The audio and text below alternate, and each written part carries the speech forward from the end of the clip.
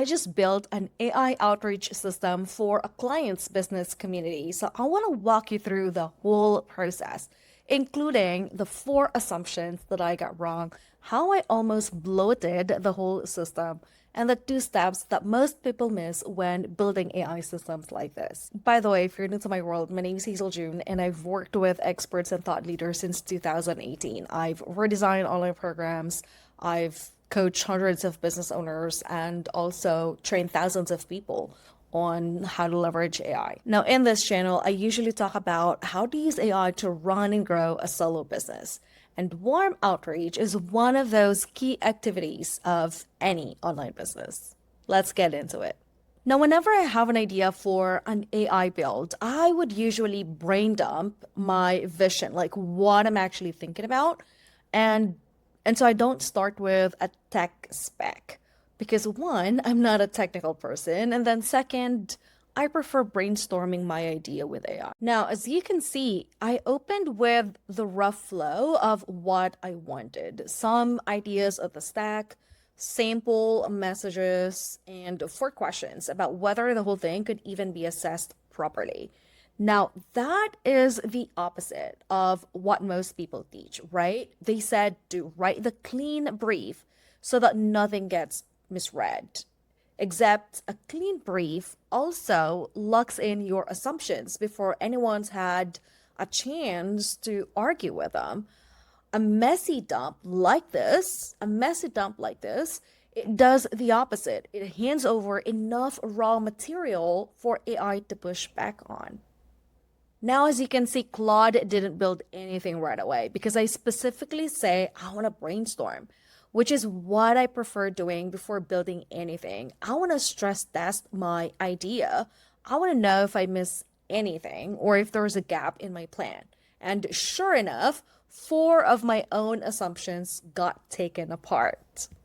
Now, first off, I said scrape the profiles with a tool like Firecrawl or Apify. Now, that got replaced with interviewing my own memory of the person instead. Since we're building a warm outreach system and warm outreach heavily relies on existing relationships, Claude pointed out that scraped details read like research, but remembered ones read like a memory of an actual relationship. So, for example, sending a message like, just saw you're working at X company now, that reads as research. But saying something like, back when we were working on the Denver launch, you mentioned onboarding was a mess. That reads like a memory. Now, I also said to let AI figure out how strong a relationship is, but that got replaced with me tiering every contact manually, 1, 2, and 3. Because relationship strength isn't sitting on a CSV file that I could export. And if AI guessed at that, the whole prioritization scoring matrix wouldn't have been helpful. Third, I said draft messages for every single contact. Now that also got replaced with drafting just the messages for the day only, because a business owner who gets 200 drafts only sends 4, and we want to make the process sustainable. Finally, I said the pipeline ends when someone converts. Now, that also got replaced with ending at the problem being named because that makes the outreach itself the win instead of the sale. Now, here's what I would love for you to take away from that.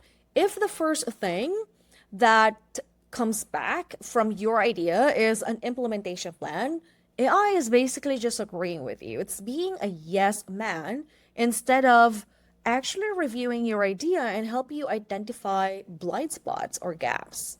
Now, once all of the assumptions have been cleared, Claude and I started talking things through. Should we do artifact storage or a file-based workspace? Should we score all contacts at once or in lazy batches? Should we map out 9 pipeline stages or keep it at 6? Now, those decisions were being made as we were designing the whole system. We were working on it piece by piece, step by step, so Claude knows exactly what to build. But here's the thing. There was a point when Claude sent me this long ass paragraph with a couple of tech terms that I didn't understand. And so I asked Claude for a plain English translation. Instead of nodding along and approving Claude's recommendations or explanations blindly, I ask, and that's something a lot of people tend to overlook. If AI is spitting out stuff that you do not understand, ask AI to help you understand. One of my favorite things to do is to ask Claude, explain it in plain English. Or sometimes I would ask it, how would you explain that to a 10-year-old? Now, once all of the design decisions were locked in, the actual build was pretty simple, but there were a couple of corrections that I had to make. One of the crucial elements of the warm outreach system is what I call the VOC insights, or the voice of customer codes.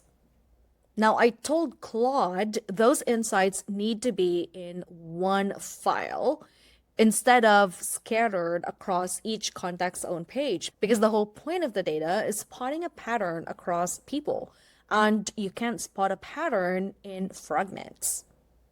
Now, another crucial element is the thread history. In order for follow-up messages to have the right context, Claude needs to save a working memory file of each contact. Now, I told Claude that it doesn't have to be in full transcripts. Bullets are fine. Nobody needs the whole exchange back. They just need what was asked and when. But here's the caveat that Claude actually pointed out. The bullets have to carry the angle that was used, not just a date. So it has enough context. Without it, the follow-up message will be written from scratch, and we definitely don't want that.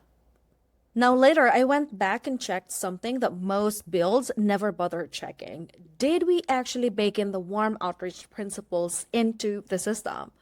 Because there's always a reasoning behind every activity we do, right? There are certain ways we do things. So when I was building the warm outreach system, I want to make sure it acts in accordance with the key principles I believe about warm outreach. And that is, warm outreach should not be used to sell anything. It's used to have conversations and learn what people are actually struggling with and spot where we could help. We want to lead with genuine curiosity rather than trying to close something, because the aim is to be vague about the how, but big in detail on what it can do. Now, Claude reviewed everything and mentioned that it missed one thing. It did come up with a structural fix, so everything was resolved. But one thing I want to share with you too is that you don't just want to believe what AI say, right? You have to do your own test to confirm that the system does what it's supposed to do. By the way, if you want to build an AI system on one of your repetitive manual tasks, but you can't be bothered by all of the tech mumbo jumbo, the technical mapping, the system design, and all the things required to get it running and set up, let's talk. The link is in the description if you want to book a call. Anyway, the biggest improvement in the whole build was actually deleting one of the things that I added mid-build. Because if you're like me, you probably have a ton of ideas. And so I asked Claude to add some stuff. Then as we were going back and forth about these additions, I realized I turned the whole thing into a fucking CRM. I almost bloated the whole thing and lost sight of the core objective of the system that I was building.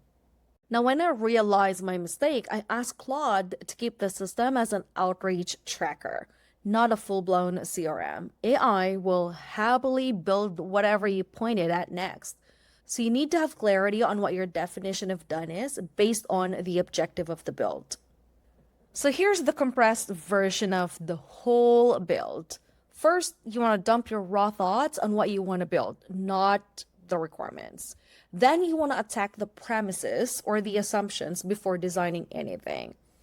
Then you want to lock in the decisions for core functionality and design. From there, you can start building with logic that's been put together. Once it's built, you want to audit the system against the original brief and then generate fake data or mock data so that you can run tests before rolling it out. Pretty straightforward, right? In this video, I focused more on the key pitfalls to avoid, my thinking process behind the build, and how I used AI as a thinking partner all throughout the process. And I hope that was helpful for you. If you want me to walk you through the technical build, just let me know. I'll be happy to record one for you guys. So I hope this is really valuable for you. And if it is, hit like, subscribe, and turn on that notification bell. Now, I release a video once a week on using AI systems for learning, thinking, and business execution, especially for solo business owners who want to grow their business without hiring a team. If that's your thing, check out my other videos somewhere on this screen. See you in my next video. Ciao.